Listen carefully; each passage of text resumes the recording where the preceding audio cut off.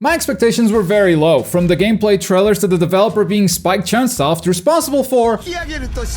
And also... Human beings are strong because we have the ability to change ourselves! Made in Abyss was a game that I was always interested in because it was a different anime game from what we usually get, but my hopes were very low. But oh my god, this game is actually cool and broken. Let's talk about it. This is not a review, I didn't finish the game, so yeah, stop saying nice review. Not a review. There are two game modes, but right off the bat, you can only play one of them. Hello Abyss follows the show's story with Rico and Reg, and until you clear that, you don't have access to Deep in Abyss, where you create your own character, and the game is a lot better. Luckily, this first mode only takes about 3.5 hours to beat, making it essentially a 3.5 hour tutorial that I could definitely do without. Still, it's really not that bad at the start. You're just very restricted in ways that you don't even know about. But the whole thing is voice acted in Japanese and English. There's a lot of dialogue to get through, as well as some cool CG cutscenes. But then the gameplay is alright, albeit very flawed.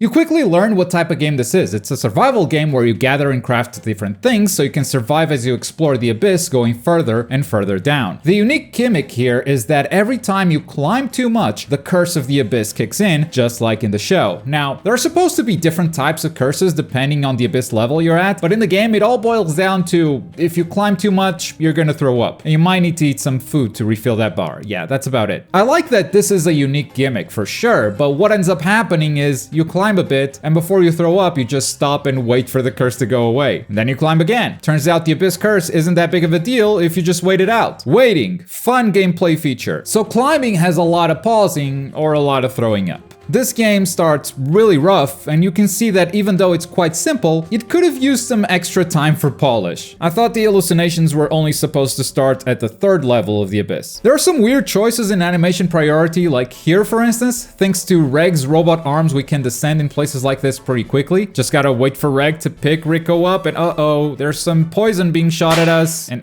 ouch. Okay, gotta get through that animation again. Inventory is such a pain in the butt. Your bag is constantly full because you've picked up a ton of items and you don't even know what they are for. And then it turns out they're useless in this game mode. You cannot craft them into anything. They're for the other game mode. That makes exploring the abyss kind of pointless. And once I learned that, this mode became a lot faster to clear. There's no point in combat and exploration, just head straight to the exit. Done. But my curious brain wanted more, so I wondered if I could make this jump right here. Better save manually before I jump using this balloon. Okay, no, I can't make that jump. And this is not where I saved the game. The exit is right ahead, and we're almost there. Uh-oh, we're safe. Nope, the platform did not exist. It wasn't real. There's even some attempts at boss fights, but the game's combat is so limited that this was the best they could do. Yay, so epic. Now, I know I'm painting a pretty terrible picture so far. How is this better than you expected? Well, this is all to say that to get to the good stuff, the game has you do all of this first, which is a wild choice to put a bad game ahead of the good one. But here's where I first started liking the game. Sometimes there are cutscenes with quick time events. In this one, Rico gets taken by a giant bird, and I thought, let me fill this QTE. Let's see what happens. Oh my god. It wasn't just, yo, game over. They did some work on Reg. That facial animation was pretty impactful. And then I started trying out some other stuff, like let me die to this frog and see what happens. Ew. Ew. Ew. They really made unique animations for every big monster in the abyss. Unique animations just in case you die to one of them. You gotta respect that amount of work. And after you meet with Ozen, go through a survival exercise, this game mode ends. And finally, the fun can begin. Now you create your own character. You join the orphanage to become a red whistle. And this happens right after Rico left on her quest that you just played. So you never meet up with those characters, you just assume they're on their way to the bottom of the abyss. And it's in this game mode that things really open up. Suddenly, there are vendors in town before you descend. I spent so much time as Rico just looking for salt in the abyss so I could cook some recipes, and turns out I can just buy it in this game mode.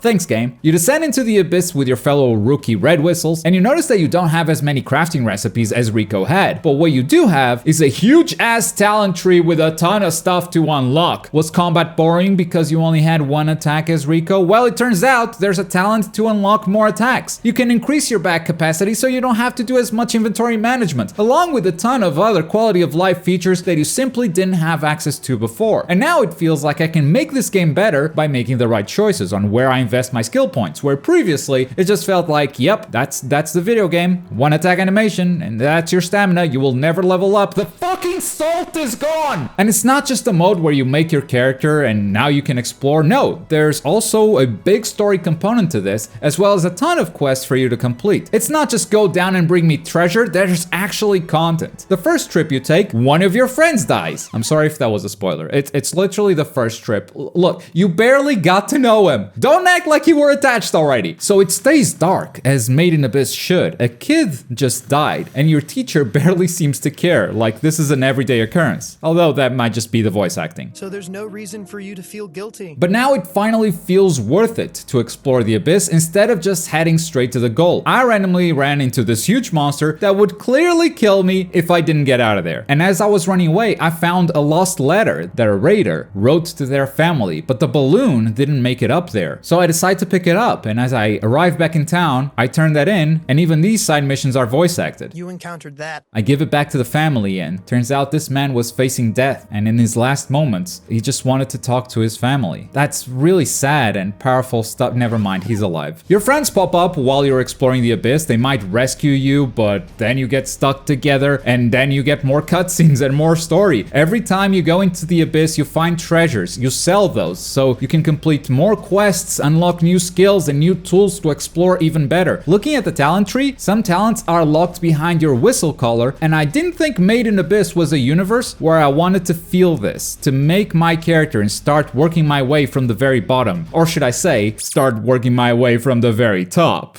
Get it? Because in the abyss you go down? Turns out it's a similar fantasy to the one we have with a lot of anime games. I want to make my character in the world of Naruto start at the academy, get strong enough to become a genin, start taking on easy missions so I can eventually participate in the Chunin exams. I want to make a Soul Reaper in a Bleach game, choose which squad I'm assigned to and start as a normal foot soldier, eventually ranking up, unlocking my Shikai and my Bunkai. I want to be a fairy tale wizard. No, I don't. I really don't. But it's the same kind of fantasy, and it's one that I wasn't expecting to see fulfilled in this game. In many ways, the game's unreliable systems, like the save location being weird, and the limited resources, all of this kind of works in the game's favor, because descending into the abyss can be rewarding when you find treasure, but it's no walk in the park. You could die at any time, and usually that means losing a lot of progress. If the game saved every 2 seconds, you wouldn't feel this tension. You wouldn't be so careful while exploring. It's not hard to get stuck, whether it is because you ran out of food and can't find anything new to cook, or because you don't have any more rope, so climbing down this ledge is no longer an option, or because the whole side of this mountain disappeared. I'm currently 2 hours into this game mode, and I think I'm gonna play a lot more of it. The first game mode ended on the second layer of the abyss, so for those wanting to explore all the levels of the abyss, I don't think that's in the game. Though it will be weird if I become a white whistle, like the skill tree suggests, and all I'm allowed to explore is the second layer of the abyss, so we'll see how far that goes. But even with just these 2 levels of the abyss, there are a lot of areas to explore. This isn't a small game by any means, and I think if you're a fan of Made in Abyss, don't let the visuals discourage you. Yeah, the game looks outdated, but the systems are actually really cool. Just gotta get through those first hours with Rico and Reg. I don't think I'll be posting a full review for this game later. There's a lot of stuff coming out at the end of September and October, so I'm gonna be very busy, and a review would be extremely late to the party. But since I made some videos talking about how bad this game looked from trailers, I think it's only fair to show that trailers don't always give you the best that a game has to offer. And I think Spike Chunsoft did really well with this one. What the hell is that noise?